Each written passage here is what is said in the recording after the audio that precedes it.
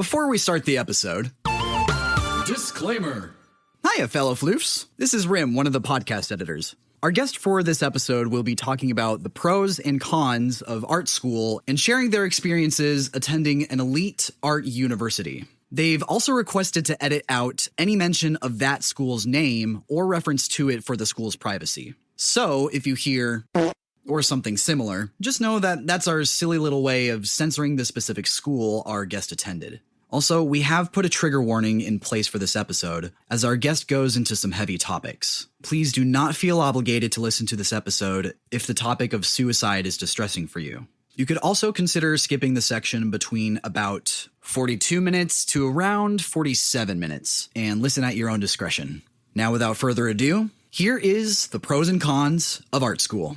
Welcome to Straight from the Muzzle, folks, where we're anything but straight. My name is Space. And I'm Sparrow. And we welcome you to our episode, which is about what today? Oh, today is going to be a spicy one. We're going to be talking about the pros and cons of art school. And I think that's pretty appropriate since, you know, the furry fandom is pretty much built on the backs of artists. It doesn't matter what kind of art. It could be digital art, animation, fursuit making, whatever. But Wood art carving. is like the core of it, right? And a lot of furries probably find themselves asking, should I go to art school? And today we have a guest to discuss just that, whether art school is worth it, the pros and cons, all that good stuff. You know, it's interesting when you brought this topic up to me and we were setting a date to record. I was thinking it's probably too late because I know that Dear Dog has a weird schedule. But I'm like, damn, this would be like a really good episode for her to have her opinion on too. But I don't think it'd be the right one because we're getting the perspective of our guest, which is your fiance, girlfriend, wife.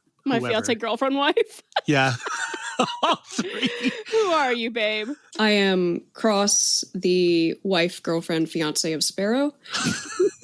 You can also find me as SkullRacket on YouTube, Twitter, Instagram. Like, that's just the handle that I use everywhere. And for those of you who don't know, Cross was the one that designed the thumbnail for our Lackadaisy episode. So she is quite talented if you haven't seen it already. Oh, please. Don't make me blush so soon. Yeah, I had a good time designing that thumbnail. Like, I've loved Lackadaisy for years and years. And so, I mean, I don't even need to say that. It has millions of fans. So and they're still pumping out stuff, which is pretty cool. Oh, yeah. Like, it's so insanely cool seeing, like, such an old project. Like, I remember, like, 10 years ago when I was still on DeviantArt. No, over 10 years ago, I was in high school consuming Tracy's work, her stuff with Lackadaisy. And so it's cool seeing how far that passion project has come, you know? Yeah.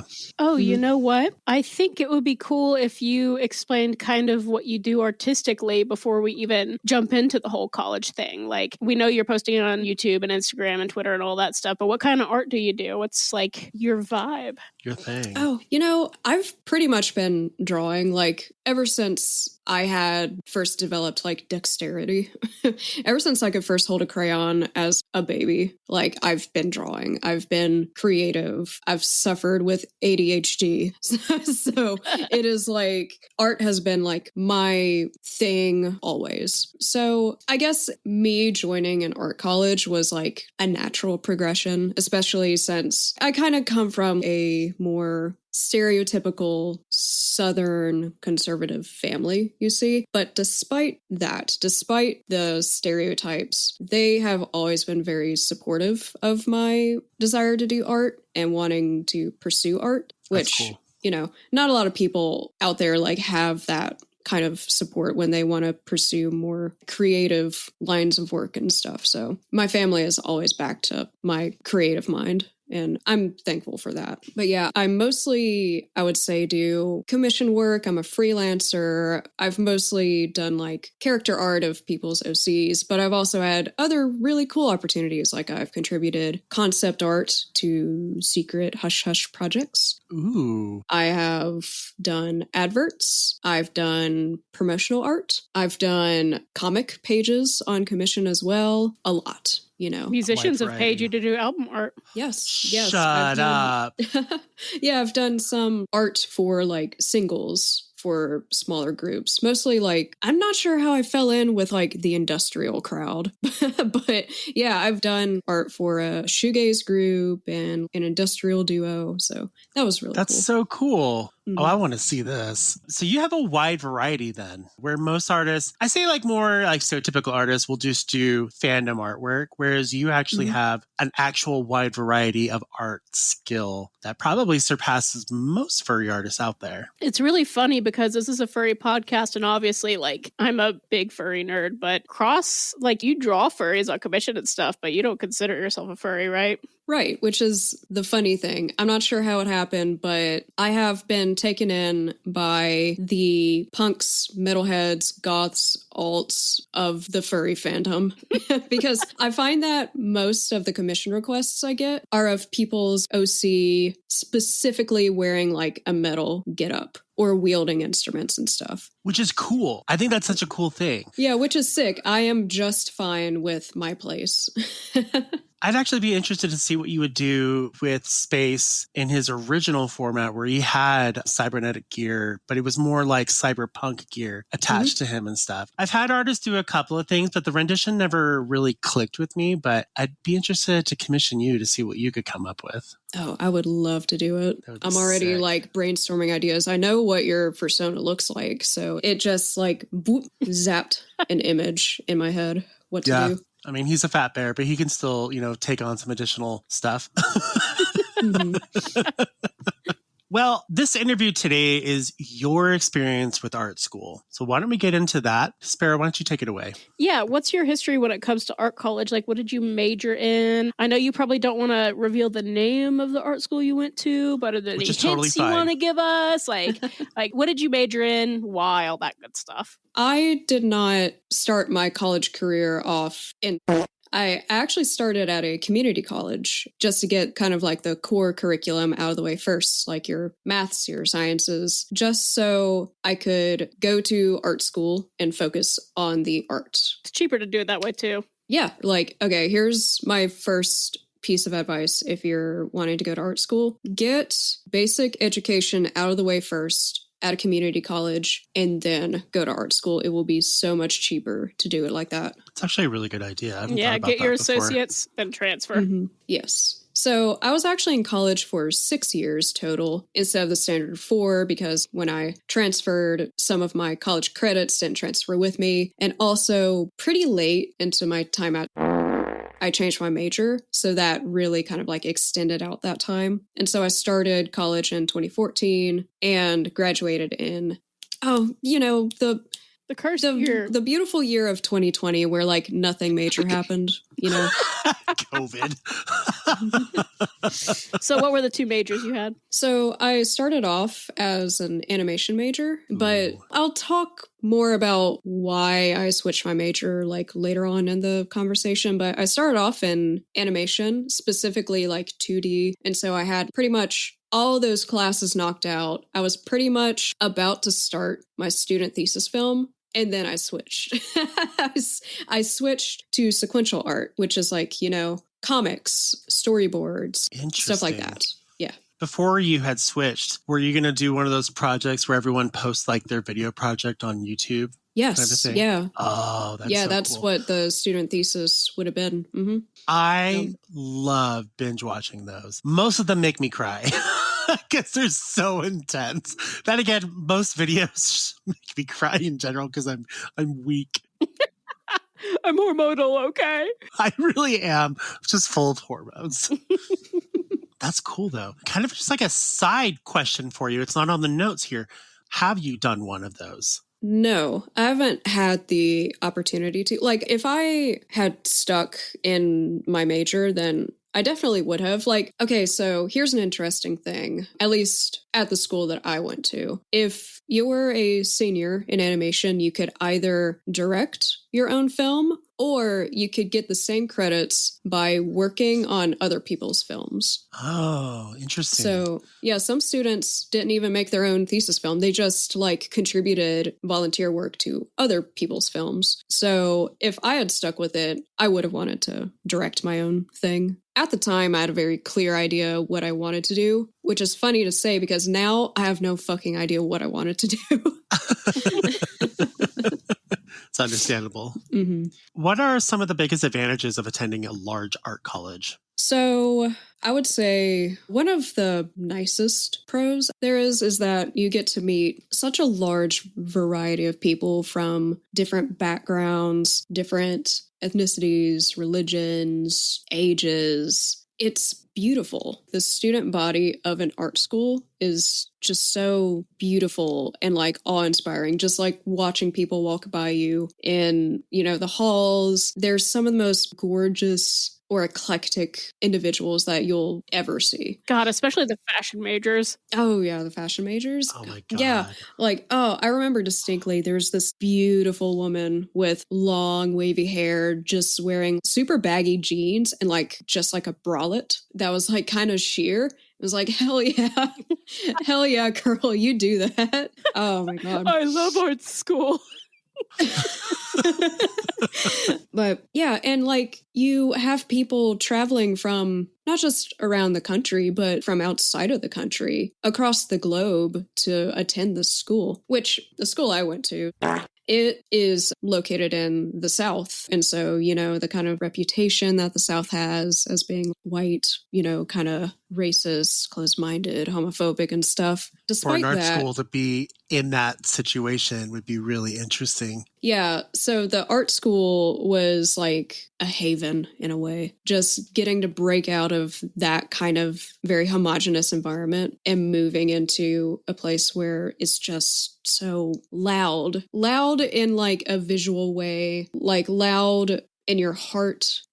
That sounds so hippie of me. I don't know what the fuck I'm saying. Anyway, it's just so nice going to a university that has so much variety despite where the school is located. It's kind of like a diamond in the rough kind of a situation. Oh, yeah, definitely. I mean, That's not to dunk on, the city it's located in. Like, I attended the campus, not the other one. And despite it being in the Deep South, it's itself like a very beautiful and diverse city. So I was moving out of the boonies into like a major city and, being surrounded by such diversity, like on the streets as well. I think that helped me a lot to move out here, and I'm still here in the city. It helped me a lot growing as a person and getting more comfortable in my own skin as like a queer neurodivergent artist, being around similar people for the first time in my life. You know what? That connects great to this question I brainstormed before. Like, what's it like being surrounded by other creative people? You kind of went over that, but do you have any specific characters besides the hot sheer top lady? Like, any fun, like maybe more positive stories you have to tell about being around these creatives? Yeah, of course. First of all, there are 3 people that I want to shout out. That would be Steph, Dax, and Dominique. They were my closest friends going through. 2 of them I met at the very start of my time at and another one I met kind of like halfway through towards the end. They probably like inspired me the most, and we all like inspired each other, and we were all illustrators to varying degrees, and so helping each other grow as artists, that's something that I will always value, and we're still helping each other grow like years outside of university. But it was very inspiring being around other like-minded creatives, or even not necessarily like-minded, just getting other people's perspectives on their own art, how they feel about the fields that they're going into, which professors they looked up to. I'll talk more about the professors later, but you're being taught by industry professionals, pretty much, like people who have worked for Disney, or even currently work for Disney, people who have worked in music professionally. Hell, I have a professor who builds, or has built rather, synthesizers for 9 Inch Nails. Like, isn't that crazy? Synthesizers? Yeah. That's the so things cool. that go beep, wop, beep, boop, Yeah. That's pretty sweet. But yeah, it's nice getting to meet other artists directly, like face to face. I mean, assuming like you're around creative people, does it ever get exhausting being around so many creative people? Or did you find it like you were able to bounce off energy, between each person or individuals, and it kind of like inspired your creativity to go one step further? Yeah, so collaboration, when I say collaboration, I don't mean collaborating on a project because they have very strict rules about helping your fellow students on projects that are to be turned in. But it was encouraged to bounce ideas off of each other, like give each other advice or critiques and stuff. And that I would say is a good thing about art school. It numbs you to critiques, I guess. Like you get a thicker skin for it, because I think you should be able to like criticize media and art fairly. You kind of need to have a thick skin to be able to like hear it without rejecting people's criticisms outright or like feeling bad about it or inadequate. So I think art school has definitely helped me be able to like hear critiques of my art a lot easier. I feel like that's a lesson a lot of furry artists need to learn, specifically, like being in this fandom so heavily. Especially younger artists have super thin skin when it comes to even constructive criticism. Well, to me, I think that really depends on the situation. Like if your work is like industry grade, I would say, and you are looking to get a professional job in like animation or game design or stuff like that, it's important to take criticism. But, if it's all purely just for fun for you, then it's a little more understandable, I suppose, if like... It's like if someone's criticizing your art, it's personal to you and it feels like they're ripping a piece of you out. Right. Yes. Yeah. So it depends on what your art is for. That's a good point. I never considered that. Yeah, I remember, embarrassingly enough, oh my God, I hate to say it. I went through kind of a period of being sort of like a bit of an elitist asshole over art, which is, I guess, no shock because of, the environment it is. Like, it's a competitive environment. It's an elite university. I started being heavily critical of people's for fun art. Not art intended to be portfolio pieces to show to like your future employers and stuff, but just for fun, like character doodles. And I recall distinctly looking at a person's, little roster of for fun, for goofy OCs and how they all kind of had like a homogenous design and telling the person like, hey, all of your characters look kind of samey. I can't tell them apart. Maybe you could do this or this with their designs and whatever. And I remember the person... Snap. Yeah, oh my God. Oh my God, it's so embarrassing. And I remember the person was like, well, these are for fun. They're not portfolio pieces. And God, I felt like, hikey, I do not have that mentality anymore, right? But I still feel like awful about that time of my life. Do you think it was the environment that pressured you to become more, I'm not saying you are elitist, but in the time that you were in school, do you think it pushed you to that spot where you kind of just absorbed that feeling that you were above someone else? Yes. If you don't mind, I would like to talk more about that later. When I start actually getting into my gripes with art school. Okay, not to spoil anything, surprise, I'm going to be honest about my time at art school and what is expected of you at art school, which means beyond the paint-splattered curtain of glittery magic, I'm going to like pull it back and show you the back rooms that are dark and dingy, cockroach-infested, just that dark kind of underbelly of elite art schools. But I'll get to that later. Yay! Let's start with like the fun positives. Well, I imagine like any environment, it's not going to be 100%, face value. It's a wonderful school. I think every school and every environment has its dark side that no one really talks about, which is great because we need to talk about it. Mm-hmm. So we'll get to that. Man, I would even argue that some colleges try to cover those things up intentionally. Ooh. Which kind of showcases the actual question of how good are you of an art college if you have to shadow the dark side a little bit. Yeah. But we won't go into that yet. Yeah.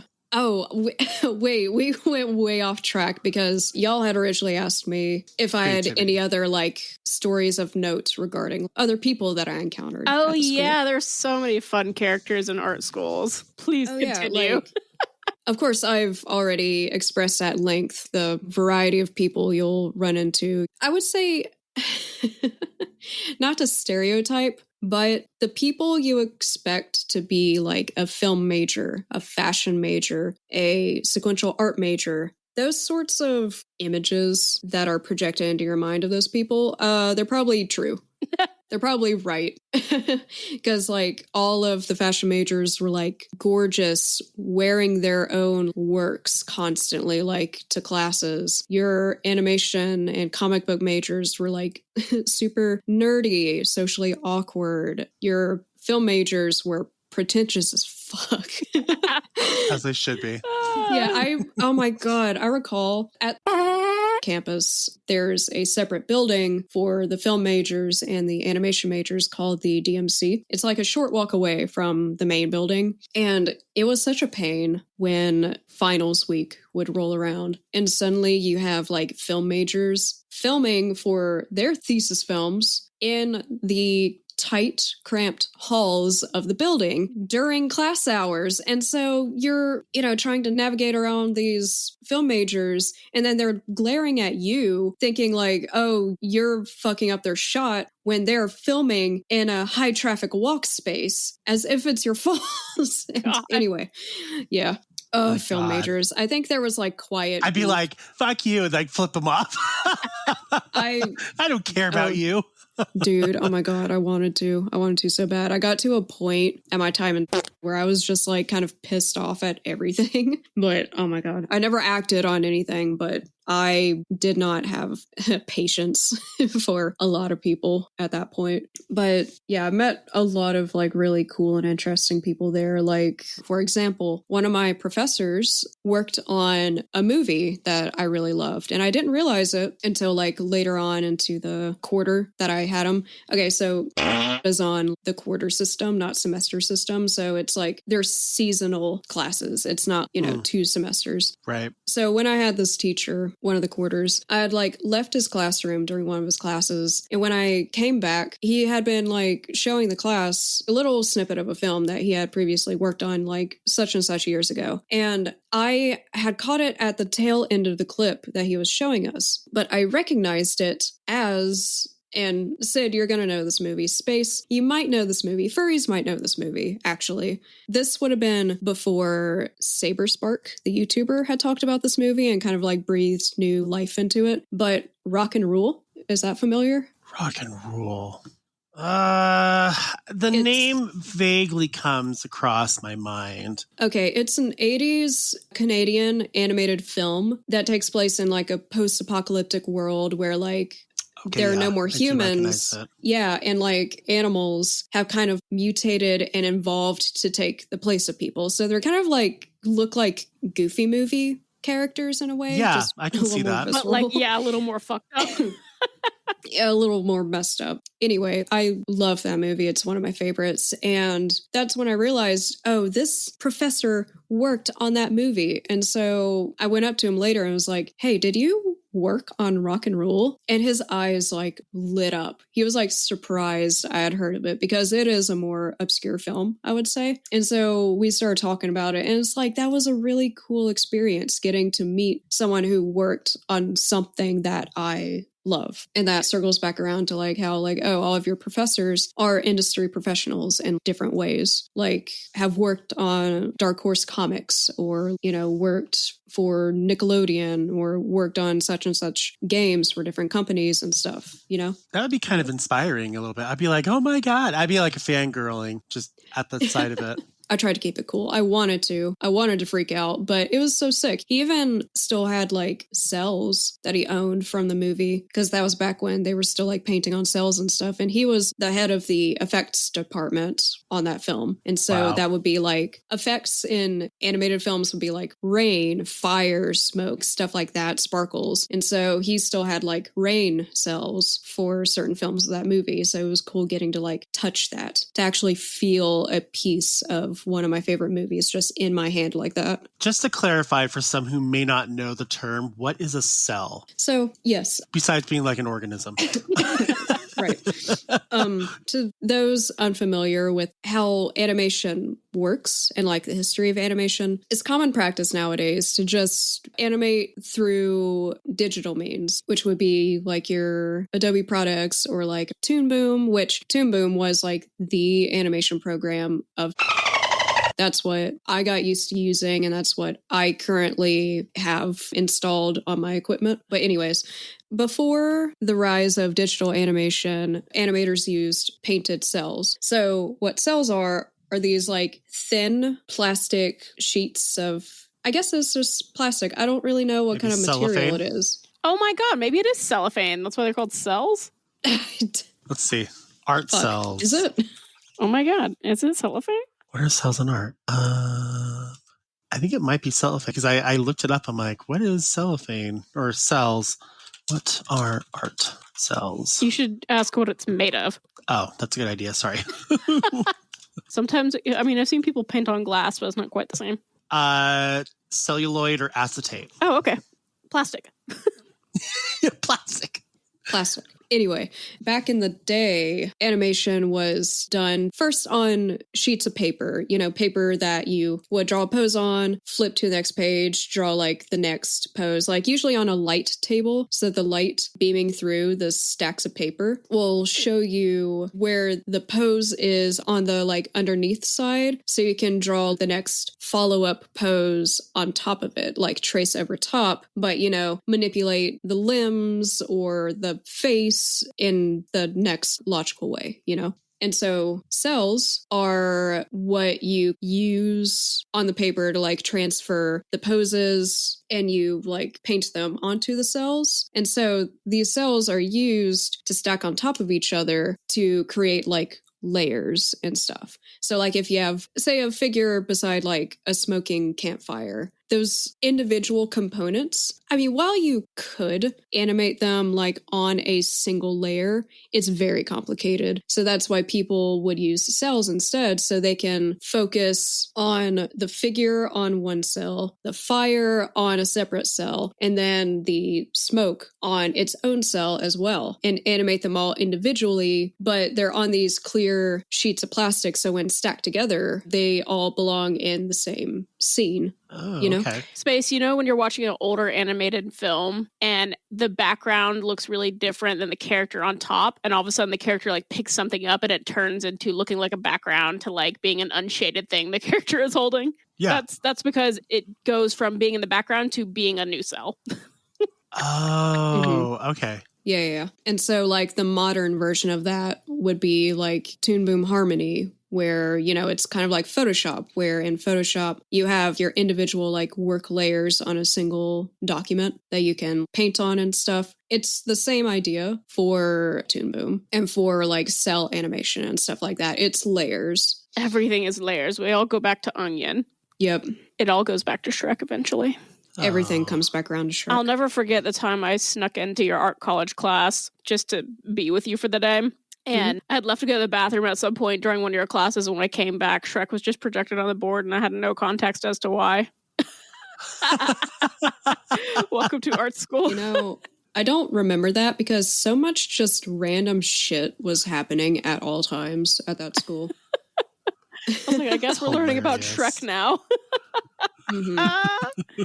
But my God. I gotta say, one of the kind of beautiful things about art college is finals week. And that's funny to say because finals week is the most stressed you're going to be. But you're not the only one who is stressed out trying to cram in as much minute detail into your project or try to like get it to at least a complete state by class the next day. That is horrible. You're losing sleep, you're stressed out, but at least you are stressed out and suffering and staying up all night with your fellow students. Because the campus that I went to was open 24 hours. So you could literally go on campus into the buildings, use the resources any time of the day, night. It could be like 3 a.m. and it's all just like open and available for you to use. And so finals week we're all cramming into the different classrooms or like the open air classrooms. Like, it was interesting. There were classrooms, but there were also floors where there were just computers and Cintiqs, like in a really long row spanning the entire length of the hallway, where you could just like sit there and work as well. It was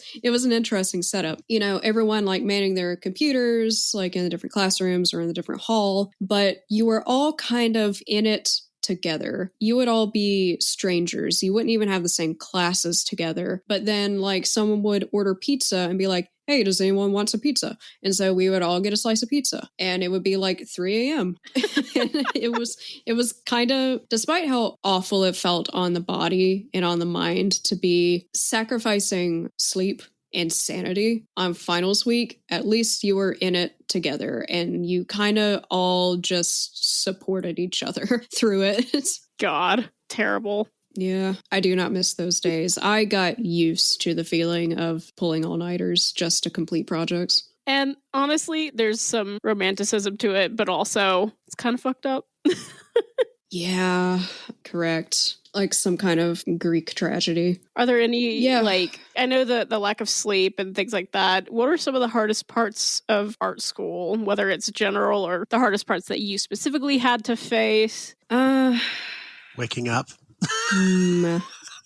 Well, getting out of bed and going to school.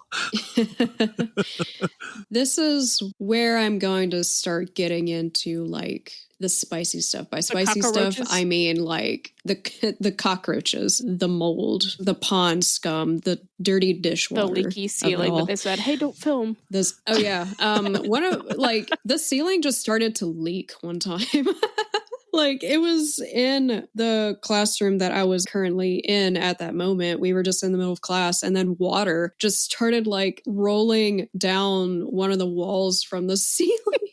And so we had to cut class early. And like other students from other classes were standing outside the classroom looking in like, what's going on? And of course, it sucked because, you know, all the walls were lined with computers and very expensive electronics and stuff. So, you know, it could have damaged all the PCs and stuff. And at the same time, we were being told, like, don't take photos, don't record any of this. Like, we were told by faculty, don't take pictures of this, please.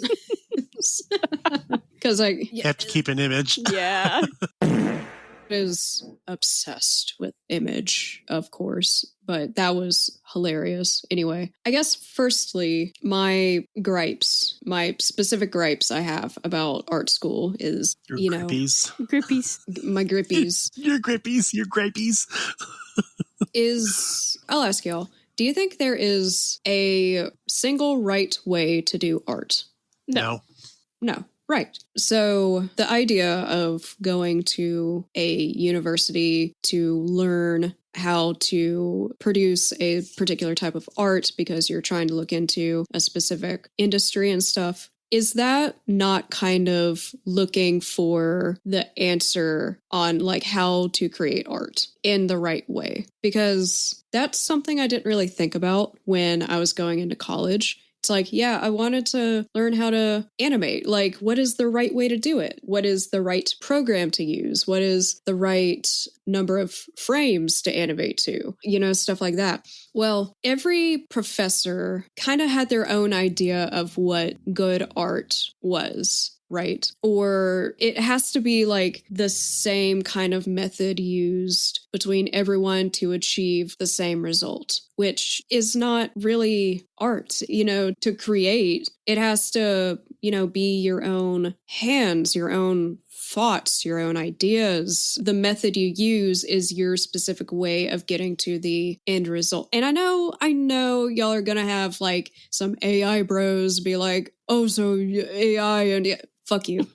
No, I'm not talking about AI. I mean something you're actually crafting physically or traditionally with your hands or stylus to tablet surface, you know, that. My own experience was that every professor had their own idea of what made good art, and you had to follow their strict instruction on like how to achieve said art. I mean, sure, I guess if your style leaned more like, you know, I feel like that's like a setup for failure, though, kind of a situation. Kind of, yeah. sure, if we're talking about like photorealism, yeah, there is like a right way of, drawing things anatomically correct. But if you're more of an expressionist, or if your work is more abstract or cartoonish or any like variety of styles, it's just like, well, that manner of teaching doesn't really help at all. It just drives you away from the type of art that you're personally trying to achieve, the type of art that's personal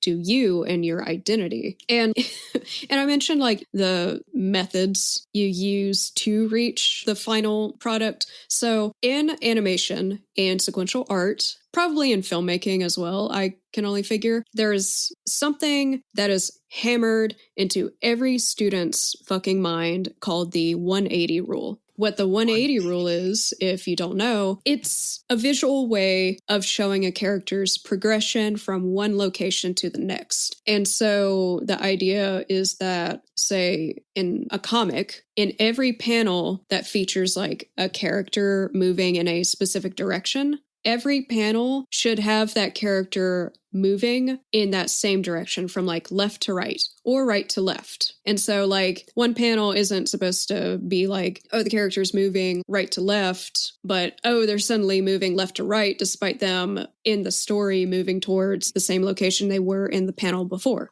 Does that make sense? Kind of. It just like makes sense to the eye, right? Unless there is a very specific reason why you're breaking the 180 rule for like some kind of visual storytelling purposes, but that's super specific. So I adhered by the 180 rule pretty staunchly because every single teacher would hammer it into your head like constantly. But then I started class with a new teacher that I had never had before. And I was, doing the 180 rule for one of his comic projects. And during a critique, during like the halfway point of, checking in on people's project to see how it's going, he's like, oh, you should flip this panel so that the character is running like this specific way. But I had drawn the character to be progressing to a certain point and then run backwards. So that it still adheres to the 180 rule because the character is intentionally running back the way he came. But the teacher wanted me to flip the panel where the character is running backwards. And that was breaking the 180 rule because that no longer made sense to the character's point of progression. And so by the second critique, I didn't change the panel. I didn't flip it like the guy had recommended. So during the critique, he singled it out immediately. He was like, why didn't you make this change? And so that was so confusing to me after hearing from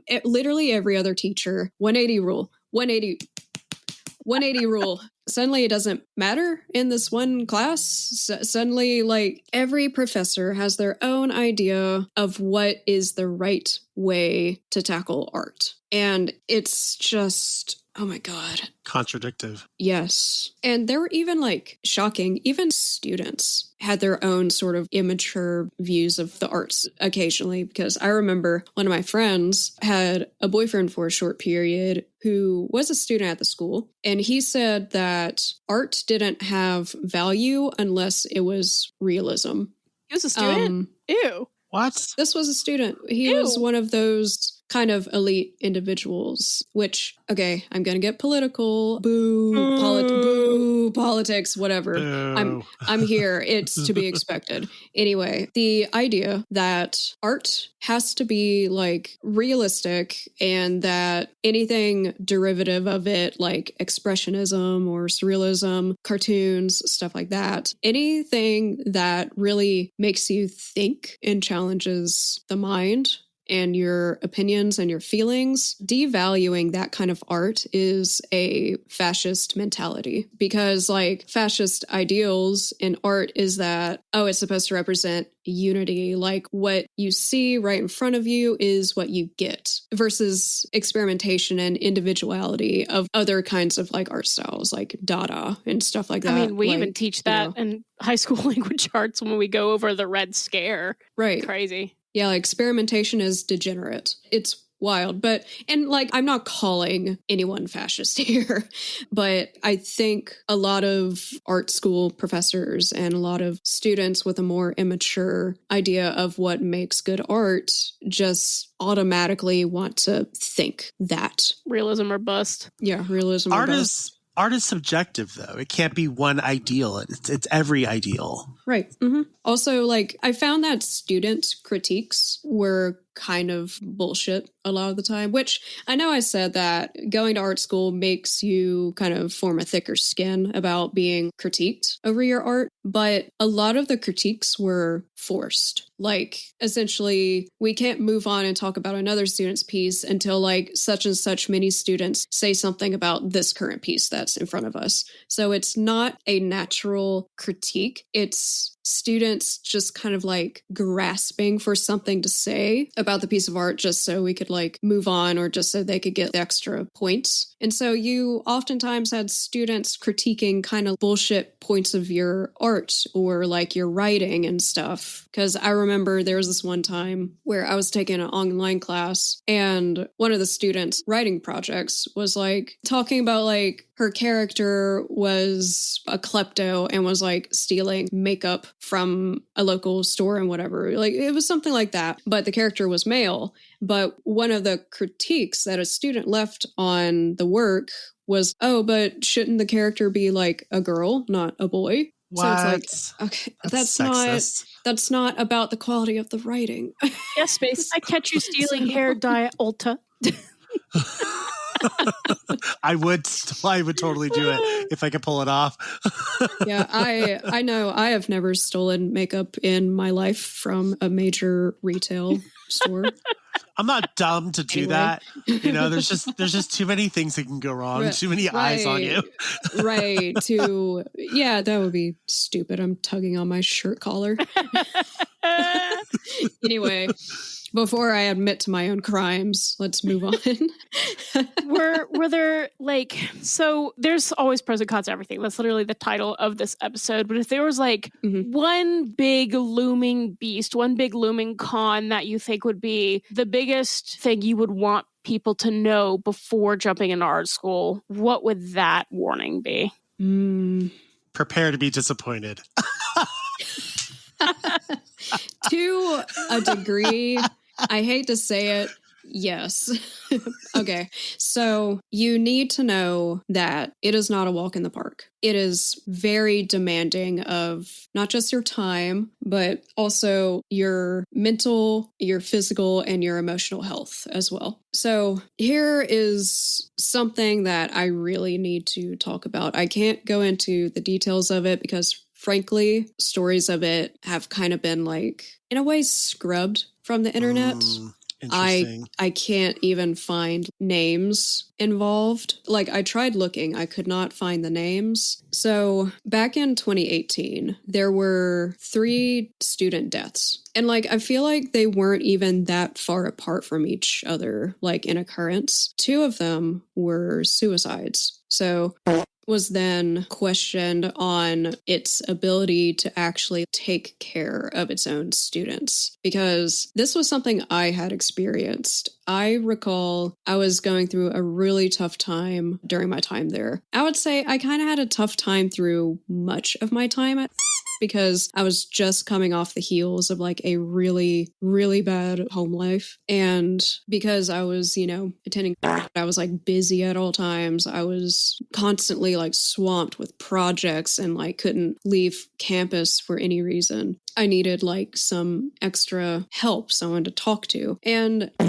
does have its own human resources. Like it has its own counselors that you can talk to, but on more than one occasion across multiple quarters of my time there, I would go to the Human Resources Center and be like, hey, I would like to get scheduled with a counselor to talk to. Like I need someone to talk to. And I would be told like, oh, all of our counselors are taken. You're going to have to try again like next quarter. So, and I don't know if anything has improved or changed, but mental health resources were very poor and limited. There weren't enough counselors or other kinds of resources to grasp onto for help. Like, it's just, oh, maybe you would get lucky and like get pinned in to see a counselor and whatever. But even then, even if you got a counselor, odds are it's not going to be the same counselor you'll be booked with like the following quarter. It'll be someone else. So then you're having to like pour out your heart to somebody new like every other quarter, or even if they decide to leave halfway through the quarter for whatever reason. And so then halfway through the quarter, you have a new counselor. So it was rough. And I remember when those deaths were occurring in 2018, thinking, so honestly, what if I'm going to be the next death here? And then I thought about it for longer. I still think about it now to myself. Well, I wasn't the only student thinking that. Surely I would not be the only student thinking that. I was not the only student struggling with the workload because, again, art school is so demanding of you, like every facet of you. Your time, your mind, your heart, your soul. And like, I hate to just say this because I know there are definitely listeners right now who are thinking like, oh, I just got accepted into art school or I'm pursuing it. What can this guest speaker say that'll like, give me any tips or tricks or like help keep me informed about what I'm getting into? Well, I hate to say it. This is what you are potentially getting into. You need to be prepared for what it's going to throw at you because like art school is harsh. Like it's disheartening because it's kind of funny in a bleak way. The student body at my school kind of bastardized the acronym. I pulled up an article, a pretty gnarly one. Yeah, because a professor also. It's not just students. It talks about professors too. Yes. Damn. I'll explain that the bastardization of the acronym basically is like you get to sleep after you have passed away. That is bleak. I mean, to even have that as like a saying among students, that's just, I'm sorry, if I had a choice to go to art school, I definitely wouldn't want to go to this one.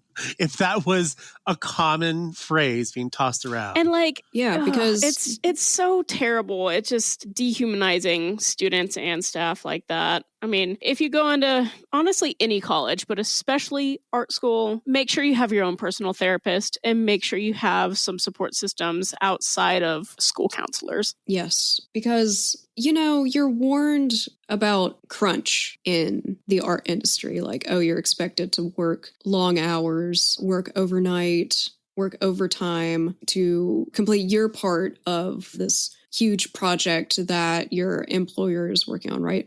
Well, I guess I just started thinking about this right now as we're talking about it. Art school is crunch. Only you're not being paid. You're paying to endure crunch. Because, like, it was expected of you to lose sleep over, working on projects. Hell, I was skipping classes to complete projects for other classes. How ridiculous is that? And hell, what's also bullshit, other gripe, is that I don't know if this is the same across all art schools, but for mine, they had a very, very strict attendance policy. If you missed 4 days of a class in a single quarter, you would be kicked out of the class. And so, like, there's little to no forgiveness if you're having, like, a health emergency or something is going wrong. And even, like, if you're 15 minutes late to a class, that's an automatic absence. That is insane for everything else that's expected of you. So, I guess in a way, art school is preparing you for like real jobs in the real world because they are putting you through crunch to prepare you for crunch.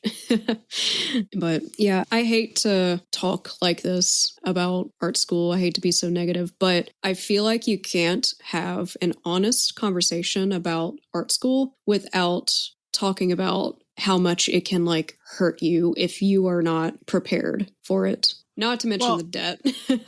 I imagine it's the same, like I've never been to college. I want to one day, but I know that college is incredibly stressful. So I imagine there's no like, college is great, but it's also going to be really bad at the same time and it's going to push you to your limits. So I imagine that's kind of like, I can't think of what I'm going with. Sparrow, do you know where I'm going on this? Well, I don't know where you're going, but I think in addition, for my brain, no offense, is like, fuck if I know what you're doing. But like, I think being pushed to your limit can be a good thing and it could be a bad thing. I think it all depends on where you're being pushed, because like when it comes to learning and growing artistically, professionally, personally, there's going to be growing pains. Being pushed to a limit is what helps growth happen. But when you're pushed so far, it's no longer growth. You're not comfortably growing or growing with some pain. You're like ripping through it. And I think that's the difference. Is this school or is this program, whether it's art school or not, is it helping you comfortably grow, or is it forcing you to grow too quickly or to grow under circumstances that aren't healthy? And that causes you to break instead of become a flexible, healthy individual. So for some, I think it could be different depending on the individual. I think for some, if you have a good support system, if you have a therapist, if you have, all these things, then even with higher pressure, maybe you'll be more flexible. But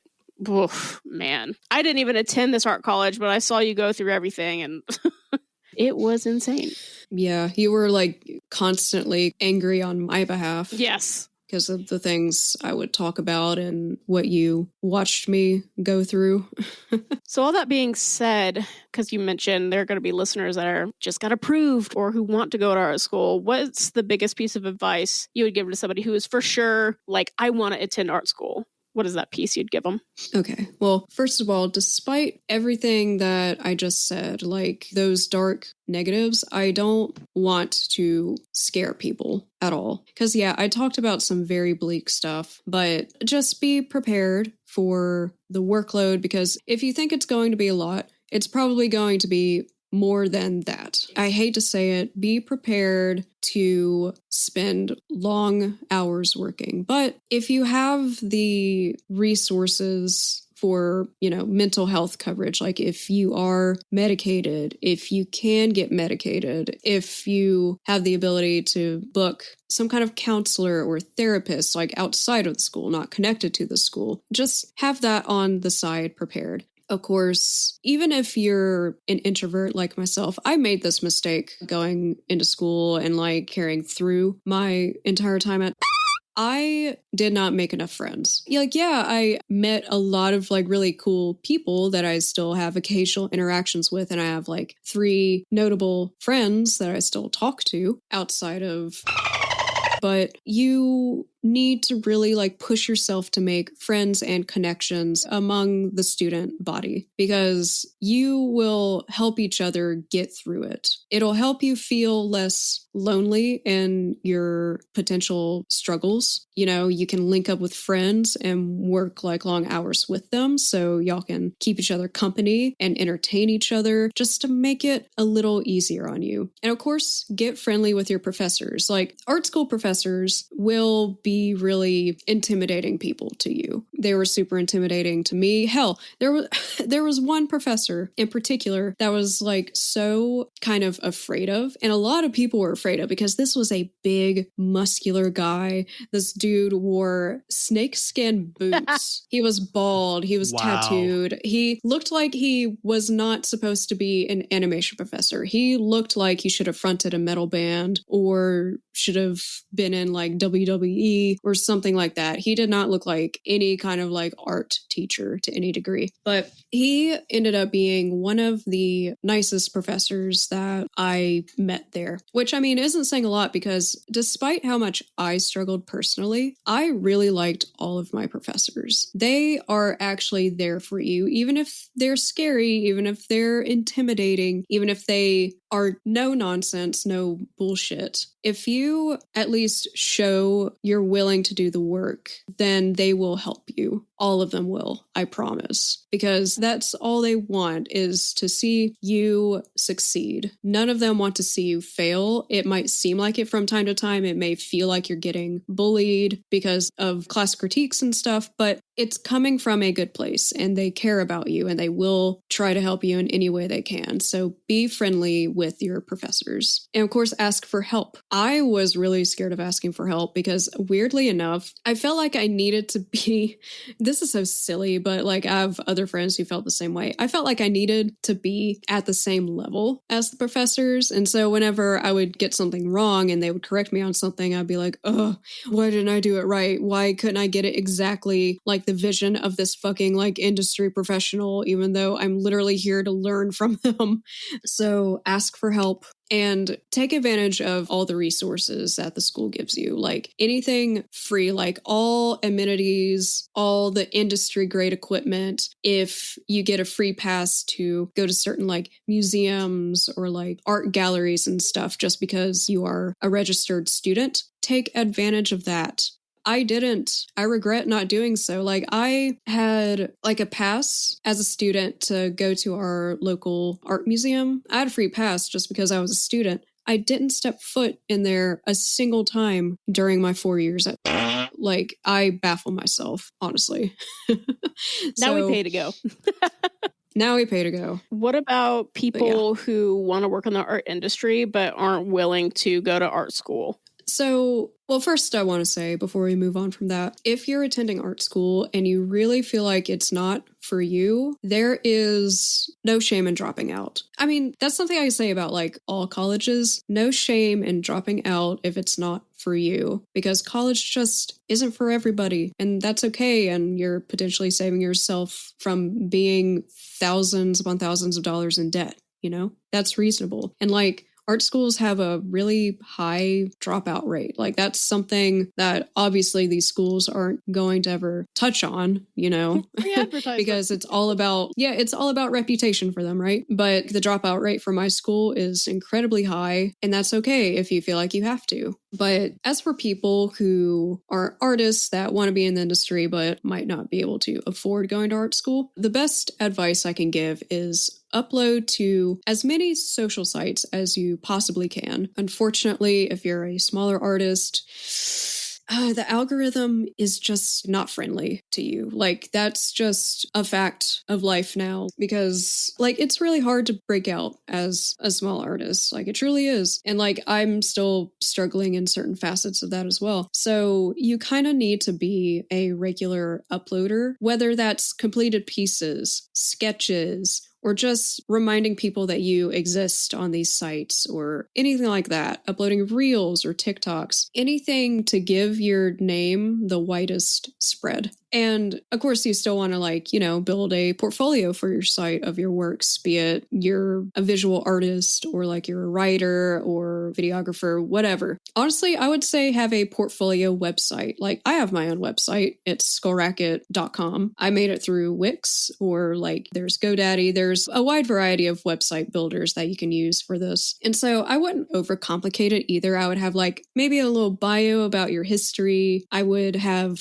perhaps a resume if you have one, like a resume page, and like a separate page for your very best art pieces. So that when you're applying to different employers and whatever, you can like send them your website, or like have your website written down in your resume to give to them. Overall, have patience. And that goes for people like graduating from art school and people who aren't going to art school at all. Be patient when it comes to applying for jobs, because, you know, the job market right now is kind of trash for everybody, even if you're not an artist, just like in general, like across the nation. It just is terrible right now. So you have to, first of all, be patient with yourself, because there might not be anything like wrong with you. There's nothing wrong with your work. You can have like industry grade portfolios, right? It's just, you're kind of at the mercy of your employer no matter what, no matter how good of quality you are as an artist. So I wouldn't suggest holding out for an art job. I would suggest hunting for job positions while you have another kind of job lined up, even if it's nothing to do with art at all or your major or whatever, just so you can keep yourself afloat while hunting for your more ideal job that's catering to like your major or the type of art that you produce. And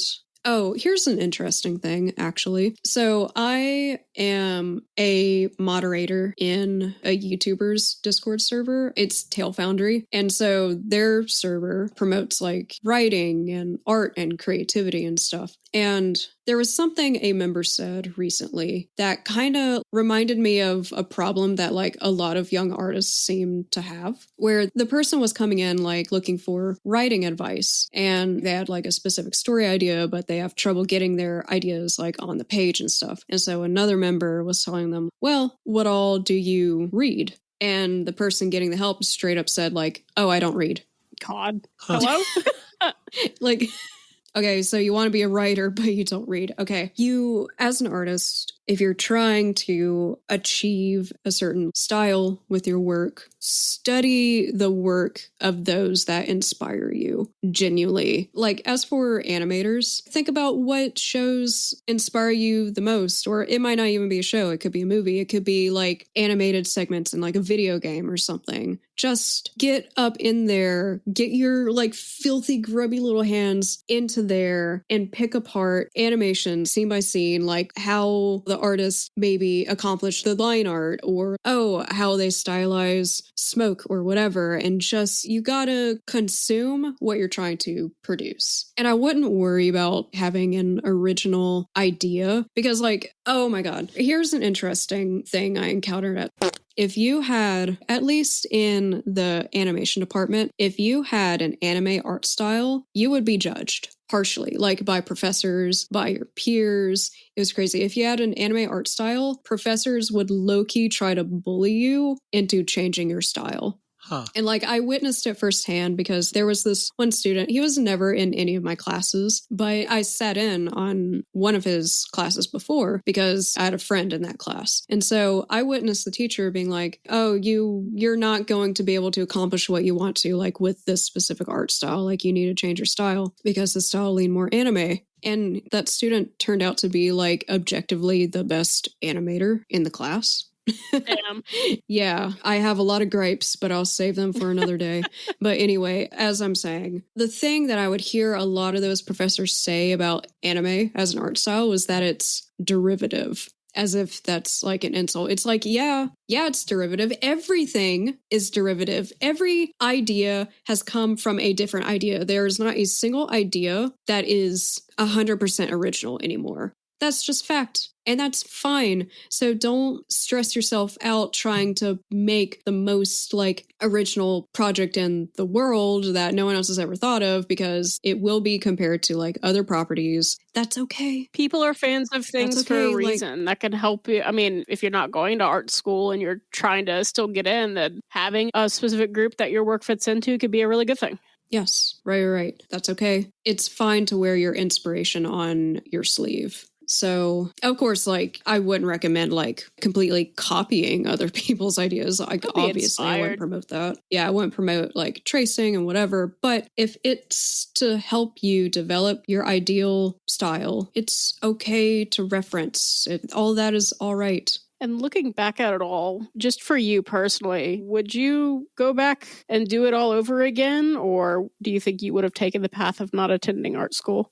Oh, that's complicated because, yes, it brought me a lot of like hardship. And there were a lot of days where I was feeling particularly like self-destructive because I was just under so much pressure from like the school to, attend every class lest I be booted or complete my projects on time or else I'll fail and whatever.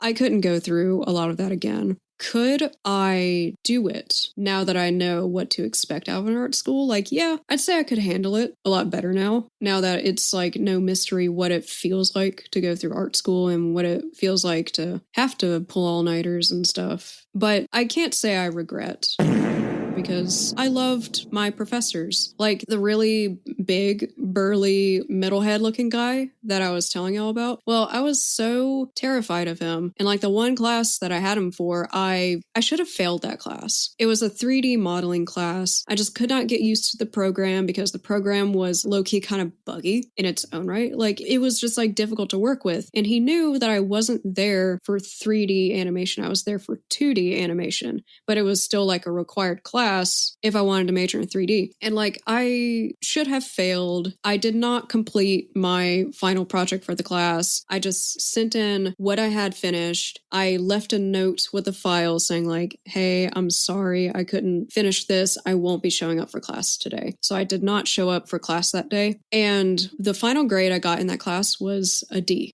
It should have been an F, but it was a D. And I, to this day, fully believe that he was so forgiving of me because he knew I wasn't there for that type of class, that he pushed my grade to a D so I wouldn't have just straight up failed the class. And like, he did not have to do that. But he knew I was putting in as much effort as I could. Not gonna lie, I've done that as a teacher. Be like, oh, baby, Well, you doing your best. Here's a 70.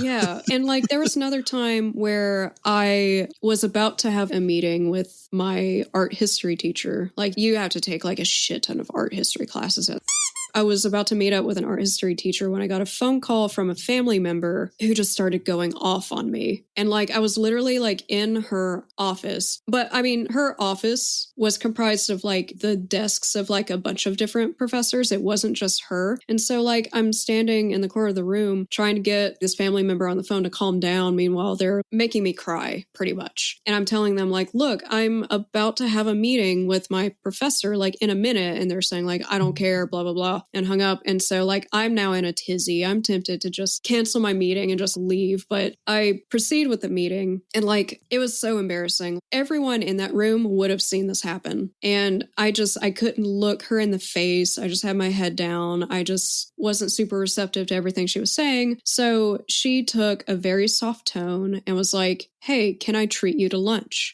And so after our meeting, we just had lunch together in the cafeteria and just talked about whatever. And it was so nice. So I do not regret my professors at all. Your professors, again, want you to succeed and they care about you. Yes, some of them can come off as like hard asses, but it's for a reason. They want to push you to be your very best. Like no one ever was.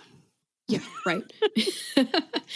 I don't regret any of the friends I made either. If I had just not gone, then I wouldn't have met some of my closest friends. And honestly, I've considered going back to get my master's, but ultimately, I think I can find my own success without that. And I think any of you can find your own success without going to art school at all. If you decide to, then, that's your decision. You're going to face a lot of inevitable hardships. Just be prepared and know what you're getting into if you're pursuing it. And I'm wishing you the best of luck. All right. Man, this is a really informative episode. But high key, if you're planning on dumping $1 million into art school, it's best to know. Right. Best to know. Yeah, I'm going to be paying this shit off until I'm like in my 50s. It's crazy. Anyway.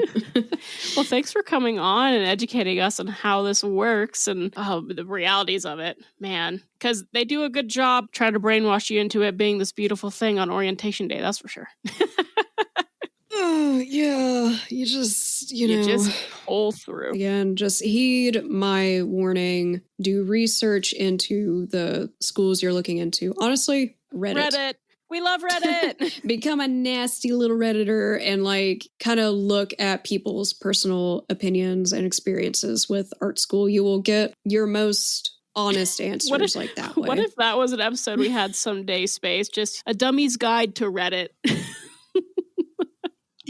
I would be okay with that because I need a dummy's guide to Reddit because I don't know how to navigate that beast. God. I see people YouTubers, like really known YouTubers are like, oh yeah, I got this from Reddit. And I'm like, how do you even effing use Reddit? I don't understand ChatGPT to answer your questions when Redditors exist.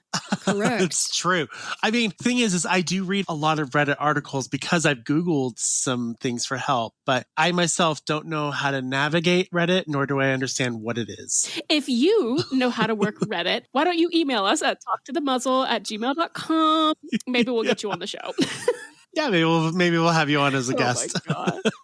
Well, babe, thanks for coming on and educating us on this. And why don't you go ahead and share your socials one more time? Yeah, thank y'all so much for having me. I was so nervous about doing all of this, but I'm lucky though, because I have company with me. I'm good friends with Jennifer Coolidge. Jennifer, if you will...